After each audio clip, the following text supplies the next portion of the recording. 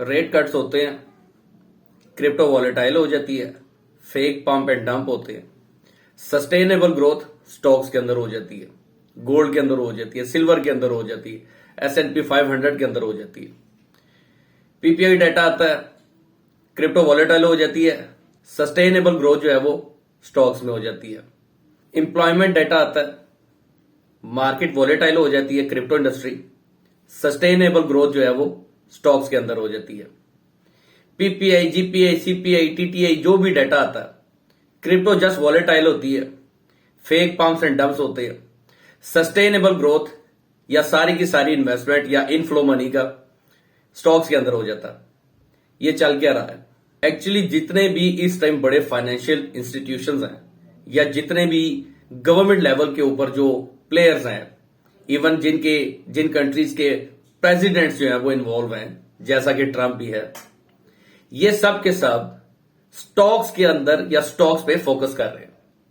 Bitcoin की बातें हो रही हैं, ETF अप्रूव हो रहे हैं, क्रिप्टो के भी हो रहे हैं, लेकिन क्रिप्टो में दोस्तों उस वक्त तक पंप नहीं आएगा जब तक स्टॉक्स के अंदर एक बहुत बुरी या बेरिश या फंडामेंटली कोई न्यूज नहीं आ जाती।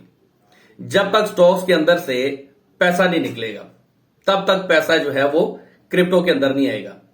अब ऐसा नहीं है जैसे 2020-21 में आप लोग देखते थे BTC अच्छा पंप करता था, वहां से फिर कैपिटल की रोटेशन होती थी, दूसरी ऑल्ट कॉइन्स में आती थी, वो पंप करती थी। अच्छा, मैं ये बात आप लोगों को काफी टाइम से बता रहा हूं कि ट्रेडिशनल बुल रन नाम की कोई चीज मार्केट में नहीं रहेगी। 2021-22 से जब से ये फाइनेंशियल इंस्टीट्यूशंस आए हैं क्रिप्टो इंडस्ट्री के अंदर, तब से ये कैपिटल रोटेशन या फिर BTC का पंप हो जाना, जब BTC ने ड्रॉप होना, उसके बाद ऑल्ट्स का 10x 5x पंप हो जाना, ये सारी चीजें नहीं है। अब आया क्रिप्टो के ETF अप्रूव हो रहे हैं, नो डाउट। सोलाना का हो चुका है, XRP का हो चुका है, इथीरियम का हो चुका है, इसके अलावा चेन लिंक का, डॉट का, पता नहीं किस किस के ETF जो है अप्रूव हो रहे हैं। लेकिन मार्केट में या इन ऑल्ट कॉइन्स में कोई जान नहीं है, कोई कैपिटल नहीं है इनके अंदर। इसकी क्या रीजन है? इसकी रीजन ये है कि इंटरनेशनल लेवल के ऊपर या फिर गवर्नमेंट्स लेवल के ऊपर स्टॉक के ऊपर फोकस किया जा रहा है। गोल्ड, सिल्वर, S&P 500, इस तरह के जितने भी स्टॉक्स हैं, क्रूड ऑयल।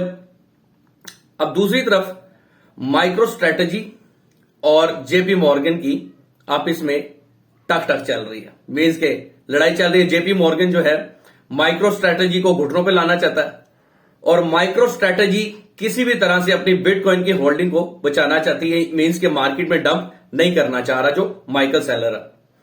यहां क्रिप्टो में ऐसी गेम्स खेली जा रही हैं और स्टॉक्स में पंप किया जा रहा है। अब ये स्टॉक्स में क्यों पंप किया जा रहा है? इसका डायरेक्ट लिंक अमेरिकन डेब्ट के साथ है। जो $37 ट्रिलियन का अमेरिका ने ओवरऑल डेब्ट पे करना ना, इसका लिंक उसके साथ है।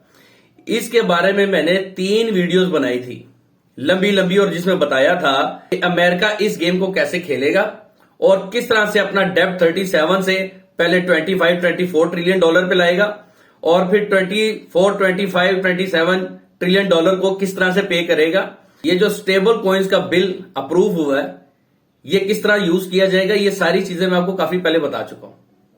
तो दोस्तों, यहां पर एक चीज तो बिल्कुल क्लियर है, जब तक स्टॉक्स के अंदर कोई बहुत बेरिश न्यूज फंडामेंटली या स्टॉक्स जब तक कोई अच्छा खासा करेक्शन नहीं लेती, ऑल्ट कॉइन्स या क्रिप्टो में हमें कोई खास रैली नजर नहीं आने वाली।